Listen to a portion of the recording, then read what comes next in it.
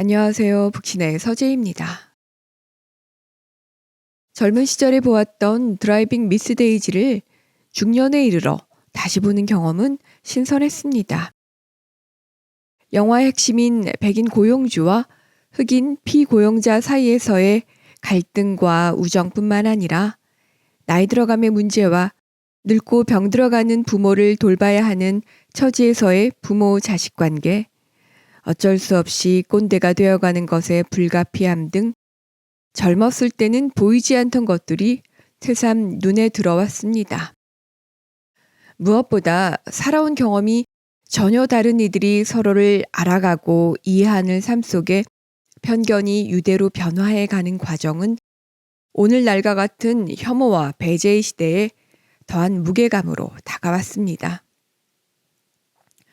드라이빙 미스 데이지는 흑인 차별의 선봉대 KKK의 본부장인 미국 남부 조지아주 애틀랜타를 배경으로 1948년부터 1973년까지 유대계 백인 할머니와 그녀의 흑인 운전기사 간의 일상을 담아낸 이야기입니다. 전직 교사 출신의 깐깐하고 까탈스럽기로 유명한 데이지는 72 나이에 운전하다 사고를 내자 사업가 아들이 강제로 기사를 붙여줍니다. 이제는 부자가 되었음에도 여전히 청빈하고 신실한 종교인으로 살아간다는 자부심을 지닌 데이지는 자신의 집에 흑인 남성이 종일 있는 것도 남 앞에 기사를 부리는 모습도 모두 맞듣지 않습니다. 노예제는 사라져도 부자 백인이 흑인을 고용인으로 부리는 관행은 여전한 미국 남부에서 데이지는 자신이 흑인을 대하는 태도에 인종차별적 요소가 있다고 생각지 못했을 터입니다. 흑인에 대한 부정적 편견을 가진 문화에서 나고 자란 데이지는 흑인 기사 호크에게 쏟아내는 악담과 멸시적 언행의 폭력성을 알아채지 못했을 터이고 호크의 수능적 태도 역시 그 시절 익숙한 모습입니다. 노예제로 출발한 아프리카계 아메리카는 애초부터 교육 기회를 얻기 어렵고 자연스레 저임금 노동자로 이어지다 빈곤 집단으로 추락하는 불평등의 순환고리에서 벗어나기 어렵습니다. 그들의 무지와 가난, 비행은 태생적 문제가 아닌 구조적 문제이기 쉽습니다. 동조림 하나가 없어져도 손버릇 고약한 흑인 짓이라 단정하는 데이지는 특별히 모질고 나쁜 사람이어서가 아닌 매너리즘적 사고 수능자입니다.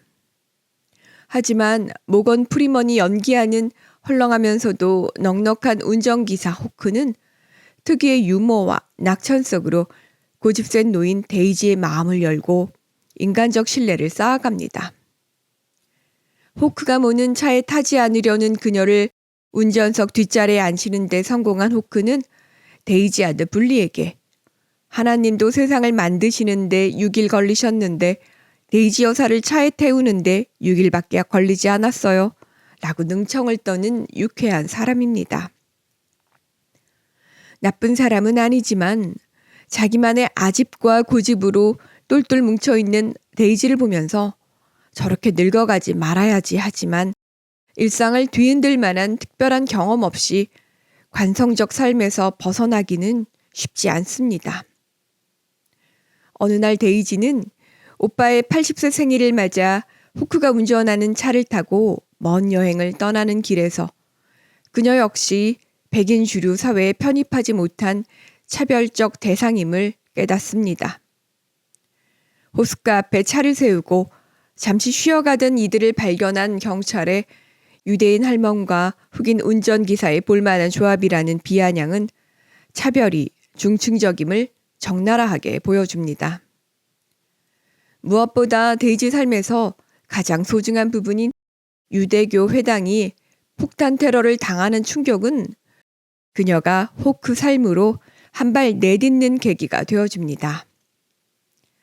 그날 회당을 가지 못하고 막히는 차 안에서 호크는 데이지에게 어린 시절 친구 아버지가 백인 농장주에게 처참하게 살해당한 기억을 끄집어냅니다.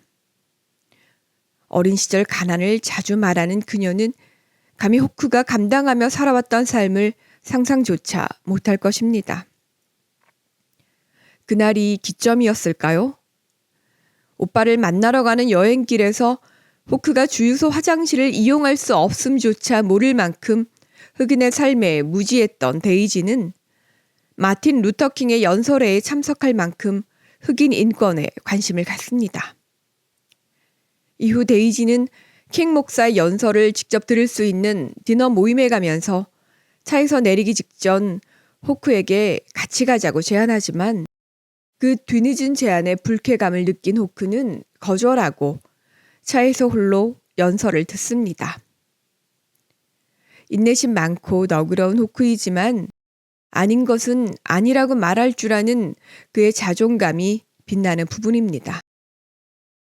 그날 연설의 일부인 변화의 시대의 가장 슬픈 비극은 선한 사람들의 소름 끼치는 침묵과 무관심입니다. 라는 연설은 감독의 전원임이 분명합니다. 이 영화는 얼핏 보면 인종 간 계급과 차별이 먼저 들어오지만 늙어가는 일의 지엄함과 인간관계의 소중함, 그리고 생의 마지막에 대한 문제까지를 다룹니다. 꾸장꾸장했던 이룬둘의 데이지는 호크와 함께 25해를 보내며 둘도 없는 친구가 되어가지만 육신의 망가짐은 어쩔 수 없습니다. 이야기의 끝은 데이지를 만나기 위해 요양원을 찾은 호크가 그녀에게 파이를 떠먹여주는 모습으로 끝이 납니다. 데이지가 호크에게 잘 지내고 있나? 라고 묻자 최선을 다하고 있습니다. 이게 인생인 것 같아요. 라고 답하는 역시 노인이 되어버린 호크 모습은 생의 마지막을 준비하는 자의 더 없는 간결함으로 비칩니다. 그날의 대화가 이루어진 1973년 호크의 손녀가 대학에서 생물학을 가르친다는 대사는 조지아 역시 시대의 경랑을 피할 수 없음을 보여주는 부분일 터입니다. 하지만 엄마를 외치며 숨을 쉴 수 없어요라고 백인 경찰관에게 16번이나 간청했지만 결국 사망하고만 조지 플로이드 사건이 그리 멀지 않은 과거임을 보면 무엇이 얼마나 달라졌는지 묻게 됩니다. 미국을 비롯한 전 세계가 내세우는 다양성과 포용성은 이즘을 넘어서기 쉽지 않고 초양극화가 벌어지고 있는 2025년의 현실에서 인종에 대한 그릇된 편견과 왜곡된 시선은 여전히 확대 재생산되고 있는 듯해 보입니다. 나와 다르다고 규정 지어진 이들에게 편견과 혐오의 감정이 드는 것은 평범한 인간인 이상 어쩔 수 없고 어떤 인종과 어떤 집안에서 태어났는가는 삶의 많은 것을 좌우합니다. 또한 우리가 받은 교육은 평등의 원칙에는 동의케는 해도 그것이 내일일 때 역시 그러할 수 있는지는 의문입니다. 백인과 결합하면 글로벌이 되지만 비백인과 결합하면 다문화가 되는 것이 우리 안에 도살인 인종주의라는 홍세화 선생의 지적은 너무도 날카롭습니다. 다시 영화로 돌아가 데이지가 호크에게 건네는 자네는 나의 소중한 친구야 라는 유대감은 인종이나 계급과 같은 거창함이 아닌 그저 타자의 삶을 이해하고 공감하는 친밀함이 전부입니다. 그 진실성이면 족합니다. 호크가 있어 만년이 외롭지 않았던 데이지를 보며 세월을 뛰어넘어 우정을 지키는 일의 고귀함을 생각해 보았습니다.